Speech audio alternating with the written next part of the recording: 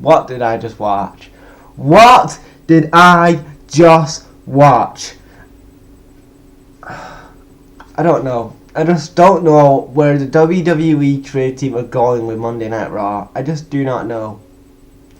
I mean, you have a hit. My feeling towards the WWE and towards Raw the last couple of years has been a hit and miss. Obviously, since the Attitude Era, it's always been a hit and miss for me. Some weeks you get a good show, the next week you don't, and some weeks you get terrible booking, and other weeks you get good booking. And you look at this last episode of Raw, and you start off thinking maybe this show's going to be good. This was before it started off the bad stuff, and then we get on to Raw. So we have a segment. I'm not even going in order on this because I don't want to review the damn show because it was that terrible and I was bored and frustrated at the WWE creative team at this point.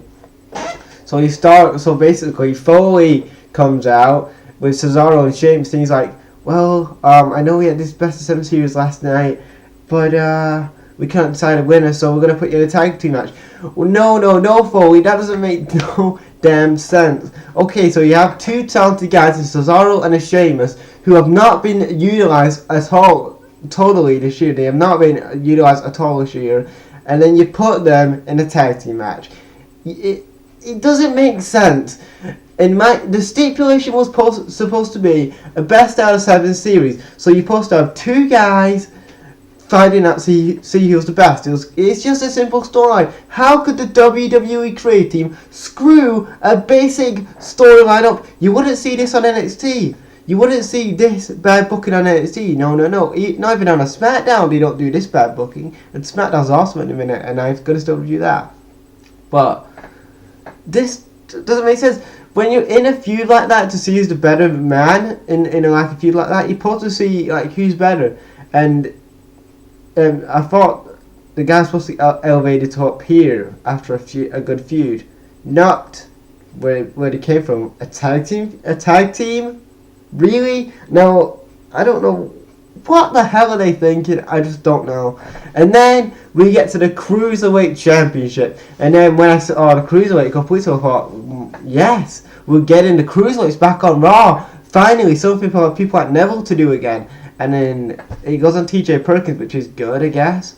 But I've never been a big TJ Perkins fan. And then he's so boring on the damn mic. He can barely talk on the damn mic. And C, he's so boring. His matches are not entertaining. I'm sorry, but he, as a Cruiserweight champion, does nothing for me. And in my opinion, they need to put down Brian Kendrick. And then we get to the women's segment, which was Charlotte versus Charlotte and Sasha Banks segment. It was a decent segment. I wasn't into it. I mean, I know that the WWE are trying to get the women invested into the women's division, and trying to get that over again. But the thing is, this segment wasn't that interesting. I don't know if it was because of the whole terrible stuff we had earlier in the show, or what it was. I don't know. And then we had Seth Rollins. I guess he had a good segment with Foley saying that he's not going to interfere in the match. And then we got to the main event, and it was a highlight reel. It was Jericho and KO versus Jericho and KO were obviously talking about what happened at Clash of Champions, and then Big Cass and Enzo Amore come out, and I thought, alright, this was an alright segment. I don't know why they came out, but they came out, and basically it was a tag match. KO and Jericho win, and that was the end of the show.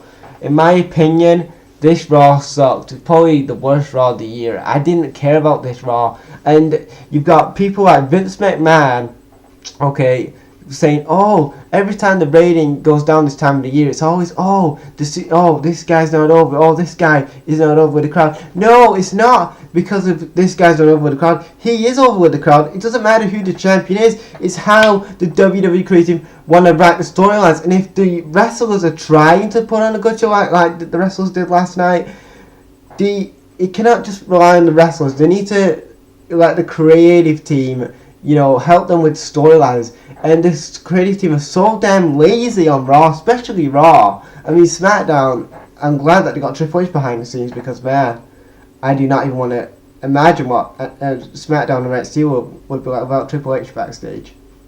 I just don't know. But anyway, the Raw, I don't know. I think the whole creative team needs firing, and we need to get people who know about wrestling. People like Dave Meltzer, people like Paul Heyman, people like Zeb Coulter, people who've been in the wrestling business for a very long time and know how to book storylines. I'm not even going to say Vince Russo. Vince Russo is never. I do not want to see his ass ever at a creative team table. No. I just don't know where the hell WWE creative team. Where the hell did they? I don't know. Just this Raw was terrible. The last couple of Raws were terrible, and it's always this time of year where the WWE fail to get the ratings. I don't know. The ratings last week were 1.8 was 180 or something. 1.80. You know, I mean, with ratings like that and the star power you've got, like KO and Jericho and who else have you got? You've got a lot of star power, Seth Rollins, and you still cannot draw that many people into the show. And I know when Stone Cold Steve Austin and The Rock, when they were injured, and you still had guys like Triple H and Mick Foley and Ken Shamrock, they were still drawing 4.5s and whatever ratings in the Attitude Era. But that's because they had good creative team writers, because they had great writers backstage writing and booking them. With this creative team right now, I do not know where the WWE are going on Raw. Like the summer stores, I don't find them interesting. They don't make sense. Stupid booking decisions like having Sheamus and Cesaro as a tag team when both of them should have got a main event push, especially Cesaro. He's way overdue for a main event push. And you got guys like Neville, who's barely getting featured on the show, which kind of sucks. Where was Sami Zayn last night on Raw? We had Roman Reigns shoved down our throats again for the 5,000th time. Thank you, WWE. And no wonder people are turned off the product, because you're killing your own company with not pushing the guys that that us fans want to see. We don't want to see guys like Roman Reigns. We know that Roman Reigns cannot draw. He is not a draw. Nobody likes Roman Reigns as a character, and until you change him as a heel, nobody's going to get behind him, Vince.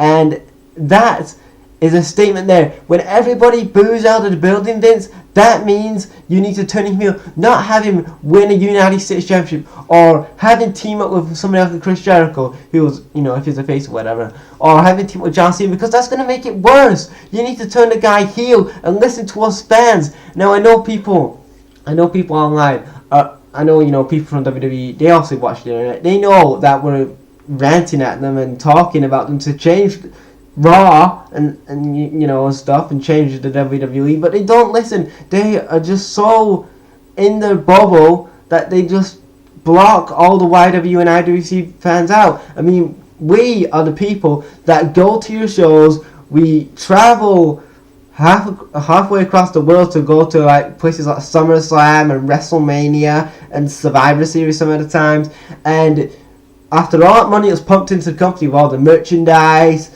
and the meet and greets or whatever, and the fan access and WWE 2K games and whatever, this company can still not give us a very good show. They cannot give us a good show. They cannot give us the wrestlers that we want to see get pushed, like Cesaro and Sami Zayn and Neville.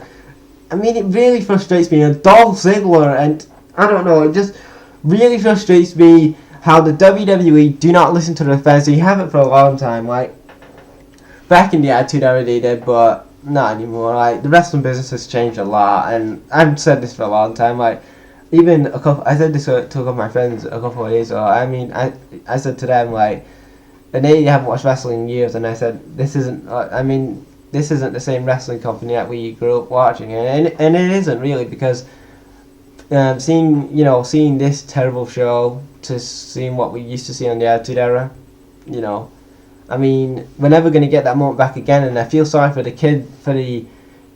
these little kids, for the kids of this generation, because they're not going to get that moment ever of seeing the Attitude Era Live and stuff like that, and it kind of sucks for them. But you know what?